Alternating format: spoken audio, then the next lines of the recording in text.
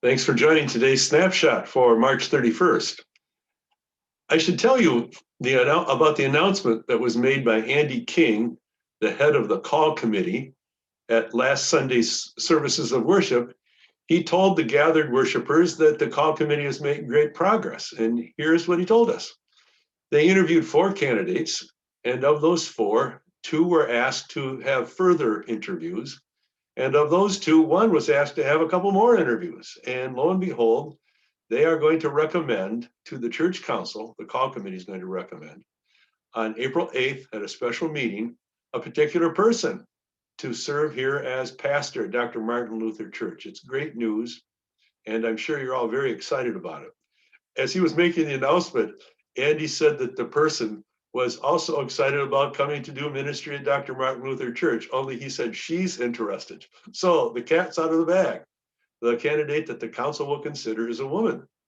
It's going to be exciting to see who this person is. I'm anxious to hear myself at the April 8th meeting.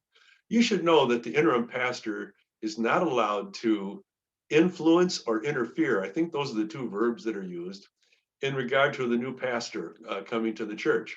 So at that council meeting on April 8th, I will listen intently and have comment as necessary regarding procedure and calendar and that kind of thing.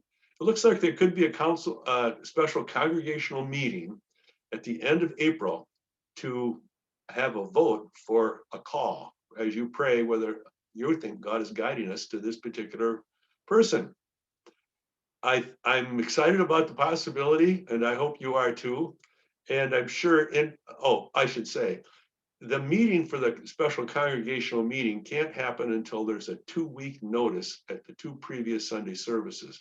So let's say the council says yes on April 8th. They're the group that officially recommends her. And after those 2 weeks after the 8th means that we could have a meeting possibly on April 25th. So be alert to that.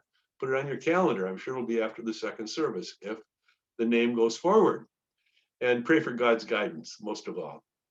Tomorrow begins the let me say this correctly, Triduum, Triduum, any 3-day religious observance. There happen to be Triduums or Tridua around Pentecost and Epiphany, but in the Lutheran Church, we only celebrate or recognize the one around Easter.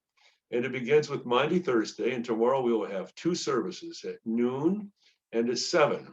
And those services will be alike in terms of their content, except the music will be different. I will be playing the piano or trying to play the piano.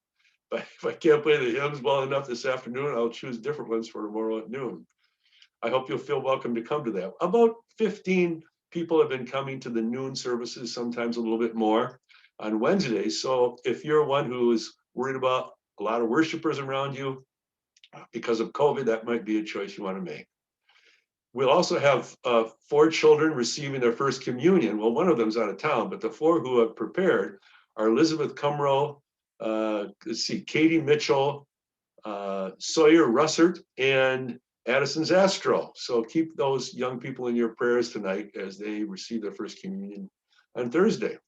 The Good Friday service is at 7 p.m. and it'll be a service on the 7 last words. I will have very brief meditations on each word, followed by music or the creed or some prayers or special music.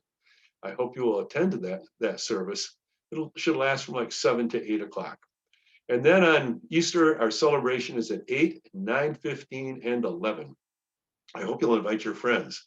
The 11 o'clock service is one that will be led by the praise band in terms of music. Otherwise, there will be a children's message at each and the same sermon delivered at each of the 3. And I hope you'll avail yourself of this opportunity to gather together if you're comfortable. I look forward to seeing more people in church as people get vaccinated. More and more people are coming back. The hymnals are in the pews now because we have learned that COVID is not spread on surfaces. We should have a wonderful Easter celebration. It'll be so appropriate after what we've been through this past year as we move into the Easter future. Well, I hope you have a wonderful day. I want to close with this hymn. Great God, your love has called us here, as we by love for love were made. Your living likeness still we bear, though marred, dishonored, disobeyed. we come with all our heart and mind. Your call to hear, your love to find. God bless you.